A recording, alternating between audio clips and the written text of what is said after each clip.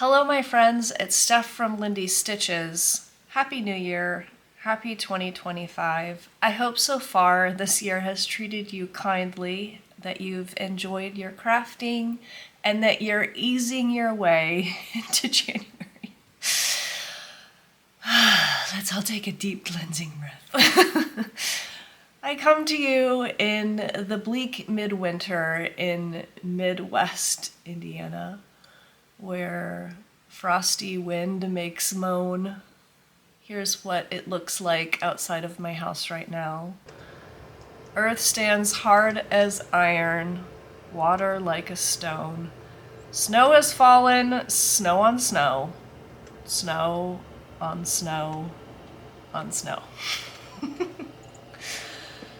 A little poetry to start you off right.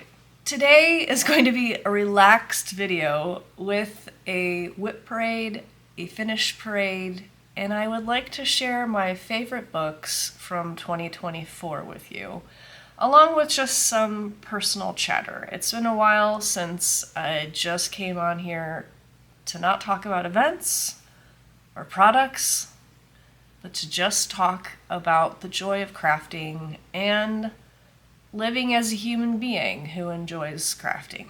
So that's what this is. 2025, in May, I will hit 10 years of making Flosstube videos. I can hardly believe it, a decade. And I've been a little bit nostalgic. I've actually gone back and watched some of the Flosstubers I used to enjoy in 2015, where Flosstube was just getting started. It was a different era. I want to thank those of you who have been with me for 10 years. It's remarkable. I do a lot of reflecting in January, and I've enjoyed my nostalgia, and I hope to share with you a nice 10-year look back on Flosstube history sometime in late spring. So you can look forward to that. Just wanted to say that I'm thankful for your presence here on this channel, even if we're just virtual buddies who hang out to stitch together and talk about our love for crafting. So thanks for being here. Let's start off with a finish parade. In 2024, I finished 11 projects, which is actually on the heavy side for me. I'm going to show you all 11 of those today. Only one is framed and finished. Shame upon me. I'll start with my most recent finish, which you haven't seen. Some of the other ones you might have seen throughout the year. But I finished White Winter Moth by Kathy Barrick. I stitched this on 32 count persimmon linen by Fiber on a Whim, and I used the called for NPI. I decided to change that little dash of orange color because the called for color really just wasn't jiving with the color of my fabric. I absolutely love how this turned out. It's the perfect blend of fill in and you have to follow the chart stitching. This was also the perfect travel stitch. 2024 was more full of plane travel and trips than I think any other year of my life. I'm pretty sure I never got on a plane. I think I got on a plane 4 times this year. I've never done that in my life in 1 year. So there was a lot of trips, a lot of travel, some for pleasure, some for business, but by August, I was telling Jason, I don't want to spend another single night in a hotel for the rest of the year. That didn't end up being true, but I did get a little weary of it. I decided to turn this into my travel sampler. So I finished this on our most recent trip. We were in New Orleans before Christmas, and so I just put the initials of all the states that I was able to visit this year. I feel very privileged to be able to travel and to have a job that sometimes brings me to different areas of the country to explore and enjoy. So this is my travel sampler, White Winter Moth. Love it. And I remain in my dusty pink era. Here we go. another finish. This is Pride and Prejudice by Gara, and this was a cough syrup project for me, meaning that I didn't necessarily enjoy the process of stitching this, but I am so glad I have the result. It's just a beautiful, beautiful project. The original is charted full coverage, but I picked this now expired and unable to get linen so that I didn't have to do all that background fill-in. This is going to look adorable in a square frame, and I love it. This is me and Walter. Walter, my Maine Coon, who is a big ol' cat who is more than happy to climb upon you while you are reading a book. He's also my rom-com cat. Walter is always down to get in bed and watch a good rom-com. He'll watch other types of movies, but he prefers rom-coms. A tiny finish up next. This is Delivering Yummies by Homestead Elegance. Is that right? Homespun Elegance. I think that's right. Delivering Yummies, really adorable. Did my own color conversion for this one. There is no excuse why I have not finished this. I need to get one of the Lindy Stitches finishing boards out and finish it up. This video brought to you by the Lindy Stitches finishing boards for all your ornament finishing needs. Would you believe that the finishing boards made it into, if not the top 10, then definitely the top 20 products in our store last year, which was crazy, so thank you. Punch needle finish. I guess this just counts in my needle crafts finishes for the year. This is a piece by Michelle Palmer. I don't remember the title. Next up, the only piece I have framed, because it's a testament to how much I love Jeannine McGowan. This is Forest Home by the Blue Flower. I charted my own verse in the square. You can download just that square upon my website if you would like to change yours. But this is a gorgeous, gorgeous project. I stitched it on 32 count Spending Amnesia by Mystic Fiber Arts. And I love everything on mint, so of course I think the mint looks gorgeous. The color palette and the different motifs are so fun to work up in this piece, and I just love all the creatures. I love this tree over here, it's just gorgeous. And the Mary Oliver quote is 100% Jeannine and I, as nature lovers. You just saw my finishing, didn't you? Okay. Well, I'm not ashamed. Another small finish. This is Strawberry Dream by Carriage House Samplings. I stitched this on 32 count Stone Fruit linen by Lap and Loops, and Stone Fruit is a gloriously light orangey pink, and I love it. I need to stitch another piece on Stone Fruit. This was for the Strawberry Moon Stitch Along, hosted by Marjorie Maid. I hope we do that again this year. I'm still seeing strawberries everywhere out in the world. They're apparently a popular motif right now, so let's do it again, Marjorie. Next up, another Kathy Barrick. I had 2 Kathy Barrick finishes this year. This is Autumn Pin Drum. And I stitched this on 32 count, a linen called Veteris by Mystic Fiber Arts. And this was fun to stitch. It's just going to marinate in my finishes for a while because I just can't decide if I want to finish it into the drum that it is intended to be, or just leave it out so that I can see the whole glorious piece at once. Next up, Mama Witch X Stitch piece called Spring Cleanup. I got this as a freebie in her Facebook group. I'm not sure if it is still there, but I love cut through houses. And I've said that a few times and I always get the question, what is a cut through house? It's a house that's cut down the middle so that you can see inside.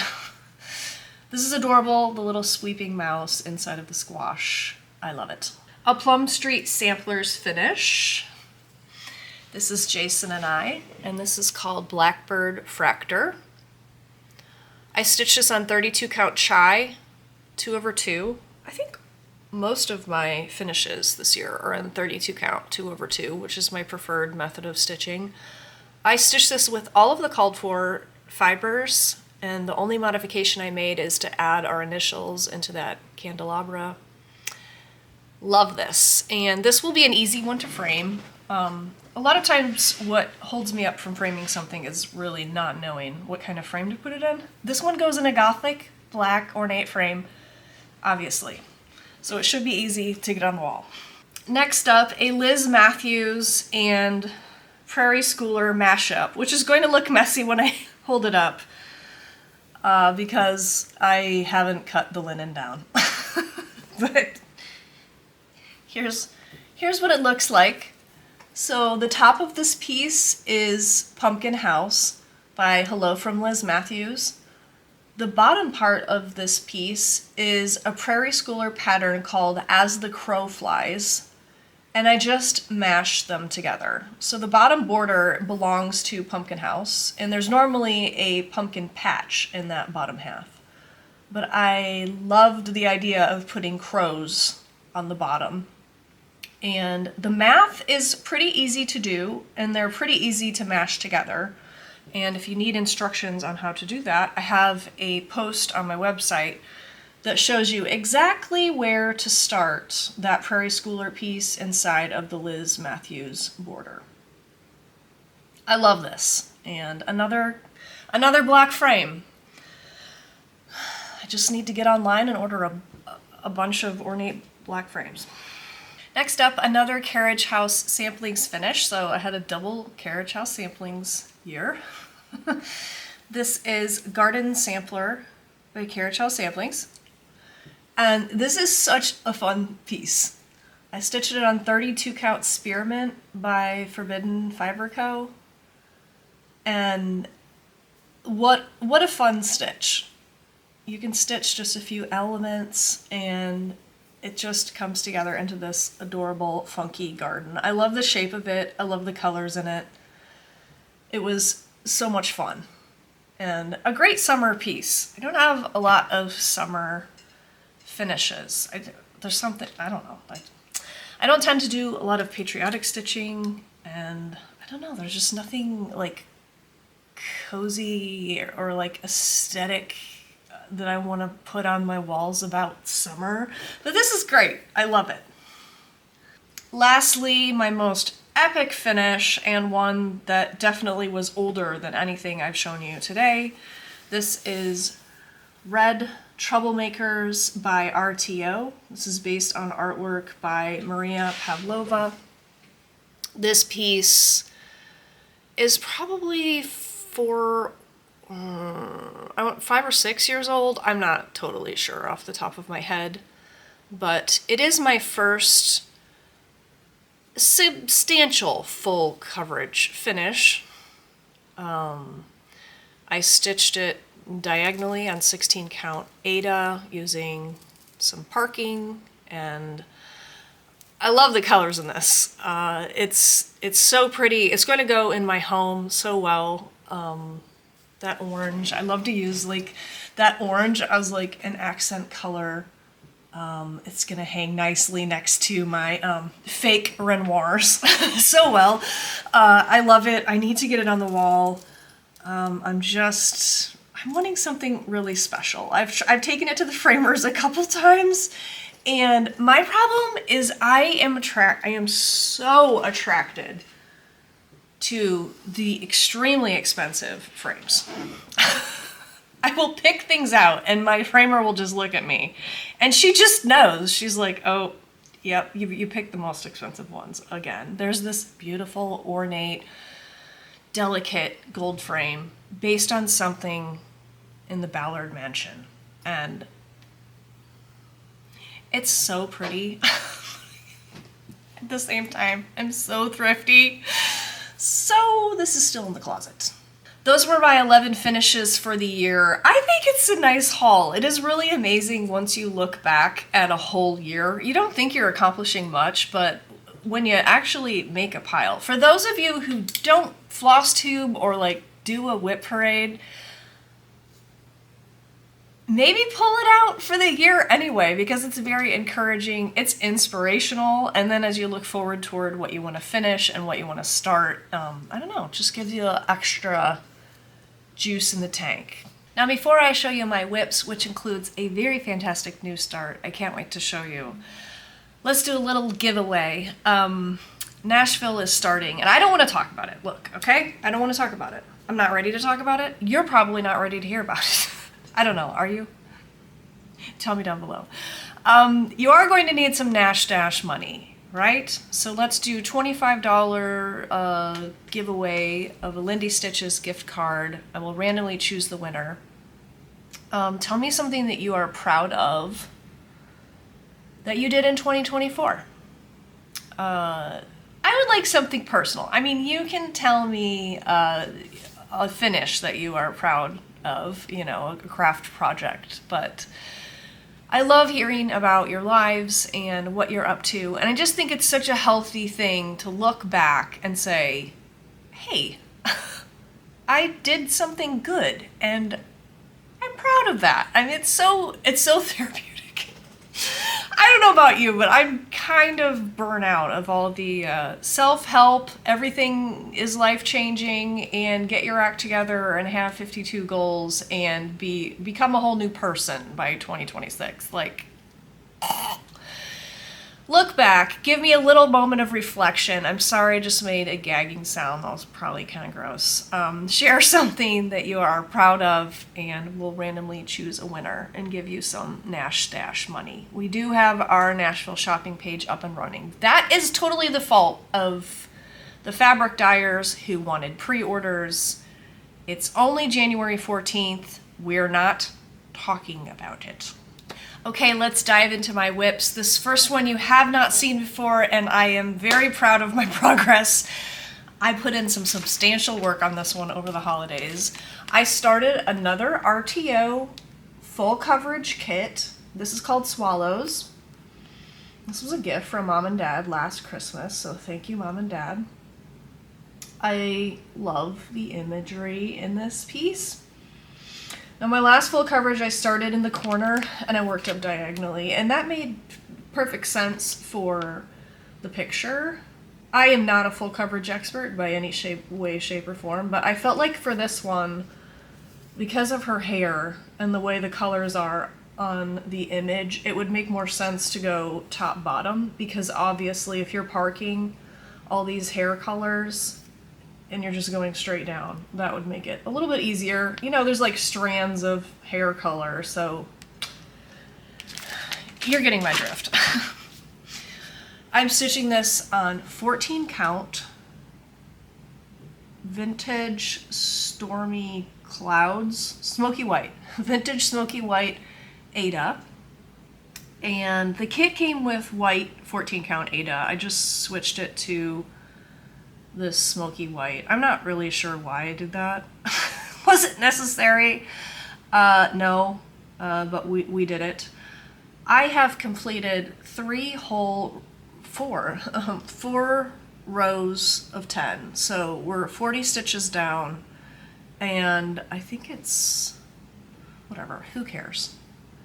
I did 4 rows, and I am hoping to make this a finish by the end of the year, which I know is super ambitious.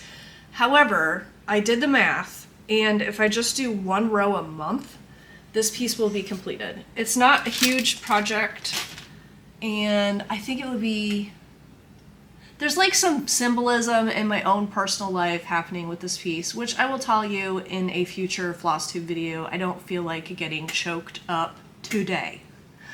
So this is Swallows. I think it's looking so great. There's a lot of, not a lot, but there's a substantial amount of backstitch in this, so her features will be better defined, and there's some detail on the bird.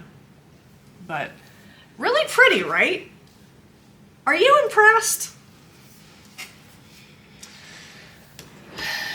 all of this is just to impress you. I hope you know that. Next up, a project I started last Easter and I'm hoping to definitely have finished by this Easter. I finished something vintage in my stash. I have a nice stash of vintage magazines, and this one has been kitted up for ages upon ages, and I finally gave it a start last Easter on a whim. This is called Close Encounter. It's in Leisure Arts magazine, August 1994. I don't think this is hard to find. You can probably get a copy on eBay easily. I'm stitching this on some mystery 16 count Aida. And here's where we're at. We have made some nice progress. This is definitely a longer stitch than I thought it would be. It's not very big, but there's a lot of colors involved. And we're gonna have a good few days of backstitch to do once the stitches are all in. But I've really been enjoying this. It's been joyful to pick up in the middle of the winter because it's just a little slice of spring. Also, I have been reading Waterford Down for the first time in my life. I've never read it. It's a long children's novel about rabbits, and so I enjoy sitting and stitching on it and thinking about my new friends, Pipkin, Fiver, Hazel, my fictitious rabbit friends. The next WIP I have to show you is Frolicking Foxes by Counting Puddles.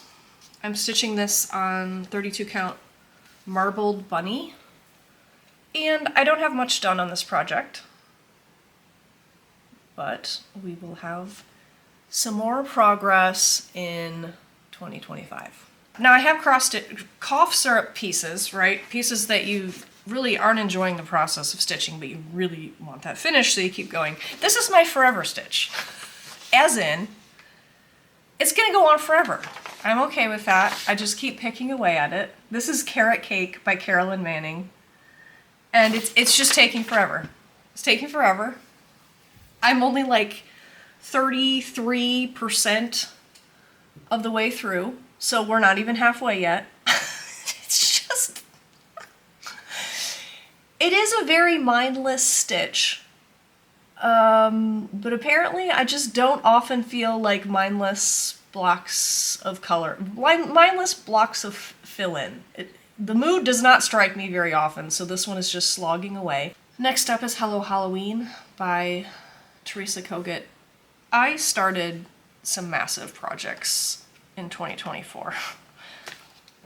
I don't have a lot of WIPs. I think I didn't count, but I think there's like 7 here.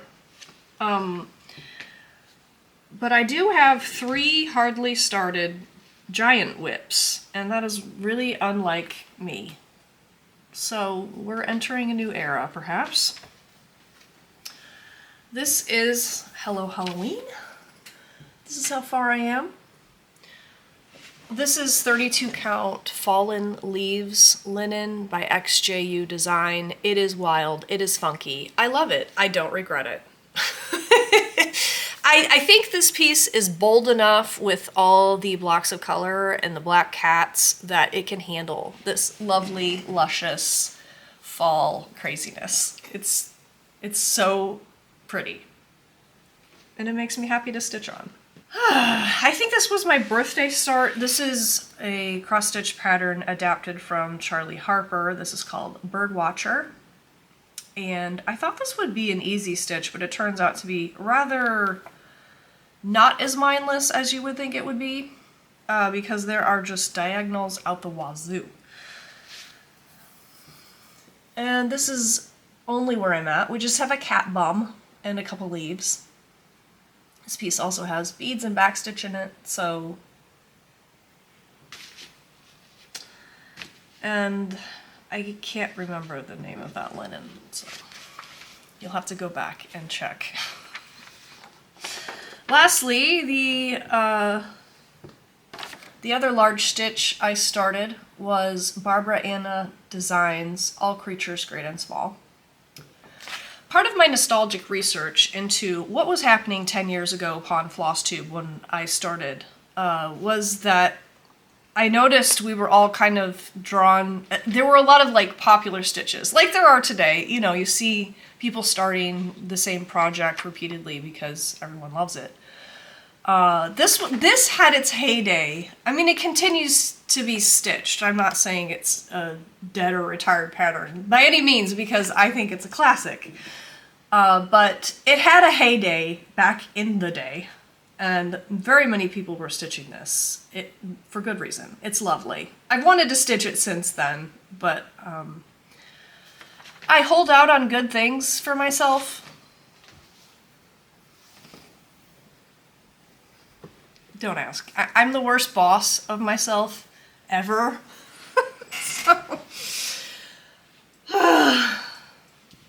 Do we need to talk about New Year's resolutions and ways you want to change? This is how far I am on All Creatures Great and Small by Barbara Anna. I am making progress on that first row. Still have a chunk to go. I think there's a barn over there. But this is so fun. Look at those pigs. Shut up.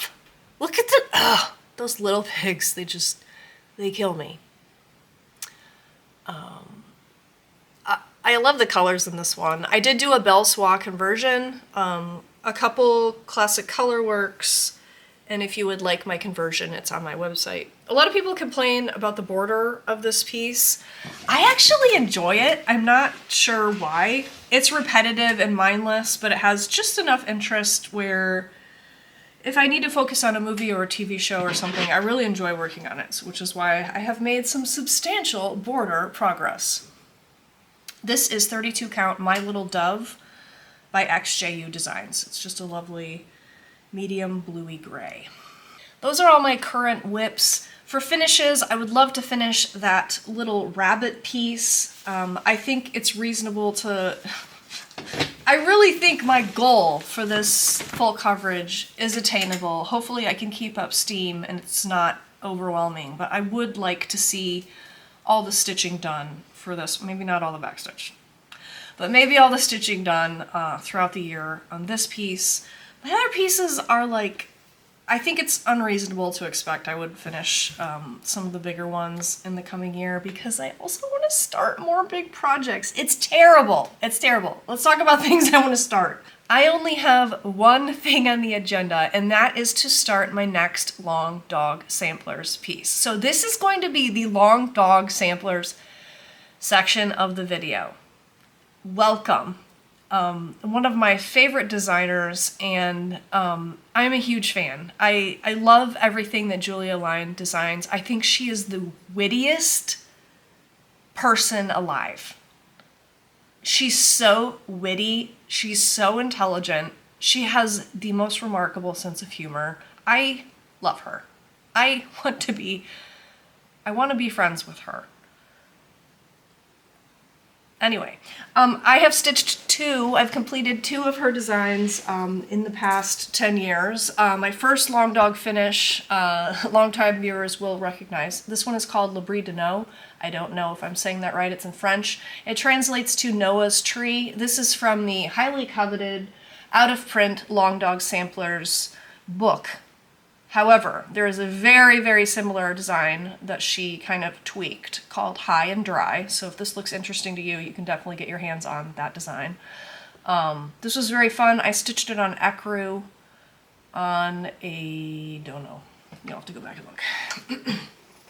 The next piece is actually at the framers for Jason's bedroom. It is called Templar Prophecy.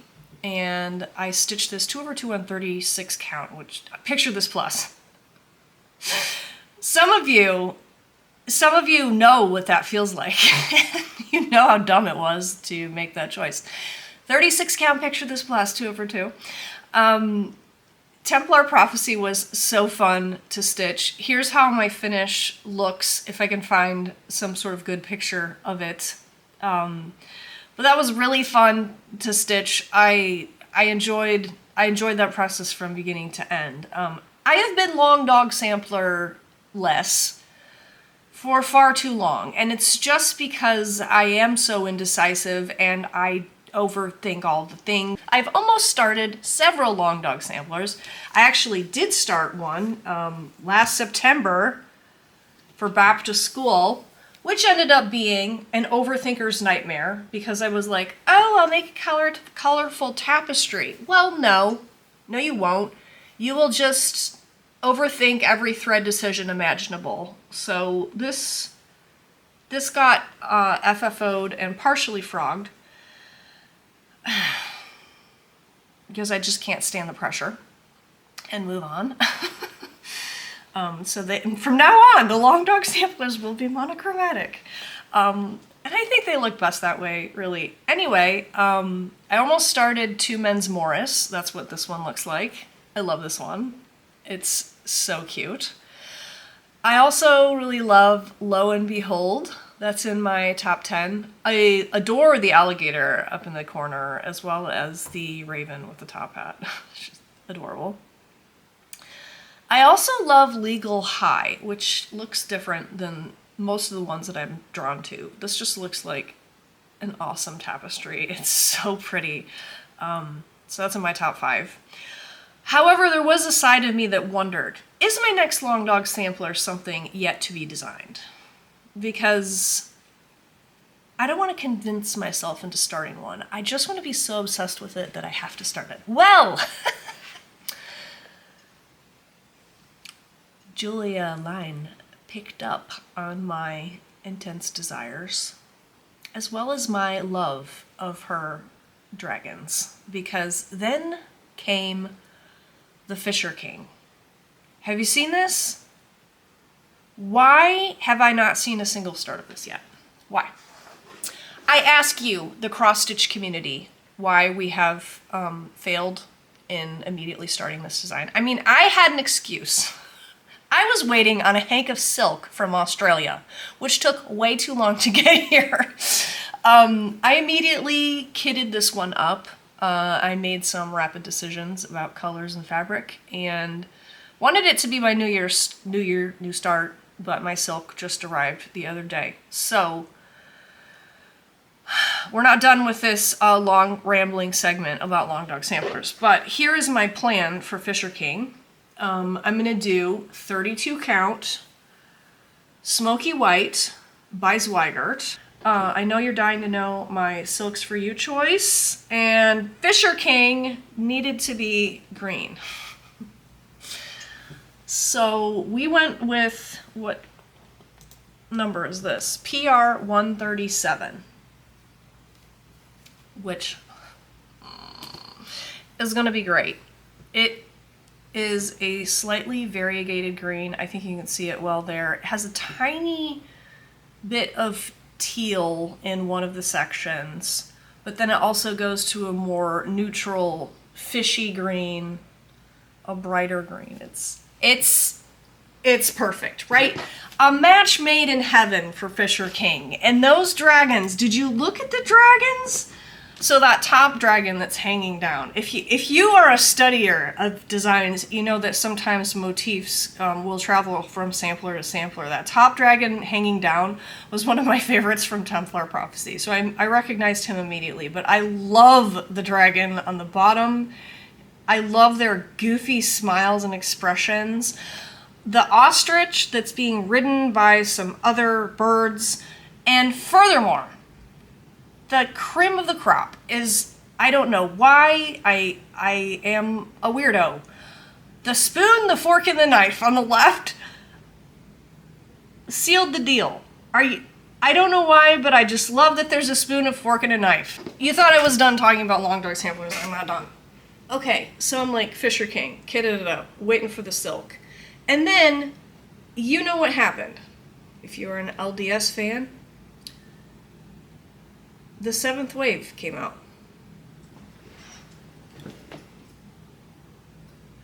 And now I'm supposed to pick? Are you serious? You're telling me Long Dog samplers gave me a surfing booby. A surfing booby. And I'm flummoxed and flabbergasted. And then you're telling me that after some personal correspondence, Julia Line herself sent me a copy out of the kindness of her own heart, just for the heck of it. She sent me a copy of this. I don't know what to do. I'm beside myself. Maybe I should start them both. I don't know. Advise me. I need advice. I have too many big projects, but these are both so good. I need to stop thinking and start stitching, because this surf and booby ain't gonna stitch itself, you know what I'm saying? Thank you for joining me for that very long section where I just, fangirled for way too long. No, not long enough. There could have been more footage. There should have been more footage. Next is a little book chat. Some of you said you missed these. I don't think I'm the best at talking about books. If you're not interested in books and you would like to skedaddle, I totally get it. Don't forget to leave me a comment telling me what you're proud of last year. I'm not a very eloquent off the top of my head type person, so I struggle with, synopsises and like, why did you like this? I don't know, it was just good, okay? I have 3 fiction recommendations and then 2 reread recommendations, things that I've read more than once, so you know they had to be pretty good. Let's talk about new things first. Starting with I Cheerfully Refuse by Leif Enger. This book made me cry multiple times, in a good way. Leif Enger is one of my favorite authors. I will read everything that he writes. If you have not read Peace Like a River, you're missing out. I Cheerfully Refuse is an apocalyptic novel of sorts. Now, look, I know, I'm a little burnout of, apocalypse, You can throw a dime and hit the newest apocalyptic novel. It's like a genre that we are now beating half to death. Gee, I wonder why. That being said, this novel has just beautiful meditations on what does it mean to be kind, what does it mean to have hope in dark times. It is glorious. The main character and his wife decide to take in this vagabond type person that's coming through town, and it goes awry and really sets their whole life on fire. And the main character decides to take this journey across one of the Great Lakes. I can't remember which one. Leif Enger is from Michigan, so he's familiar with the Great Lakes and what it would mean to take a, tour across in a sailboat in uncertain times with crazy weather. It's an awesome voyage type story. I just loved it. In fact, I wrote several quotes from it in my journal. My favorite of which is, "Our job is always and forever to refuse apocalypse in all its forms and to work cheerfully against it." I also loved he used the phrase, "an alliance of kindness." And I thought, oh, how beautiful is that? An alliance of kindness. Sign me up. The second book I have to recommend to you is a bit of a lighter read, but it touches on some very human and emotional themes within this very light read. It is called The Saturday Night Ghost Club by Craig Davidson. This is a bittersweet coming of age story where I think he's in middle school. It's set in Niagara Falls, which I thought was very fun because I think I got to visit Niagara Falls last year, and I think it would be so fascinating to live in that town. It does kind of give you that vibe of what it might mean to live there. Anyway, this young boy decides to hang out more with his eccentric uncle who believes some really kooky things about ghosts, and he runs this magic shop where he sells all sorts of random paraphernalia, and these weird people, these strange characters come in to buy things from his uncle. Anyway, they decide to take some ghost research trips together, and it's a funny novel. It's very easy to read, but it's very touching. It goes kind of into family trauma and loss and grief, but it does it in this really charming way that's easy to read, but it's very touching. I loved it. The last novel I have to recommend to you, before we mention our rereads, is This Other Eden by Paul Harding. Paul Harding won the Pulitzer Prize for Tinkers, so maybe you've read some of his other literature. He is a beautiful, captivating writer. I cried several times just because the scene was so beautiful. I think, yeah, writers are so talented when they can just make you cry because you're like, life is so beautiful. I can't believe I even get to exist. That happened several times for me during this novel. This story is about the true historical incident of the inhabitants that lived on Malaga Island off the coast of Maine.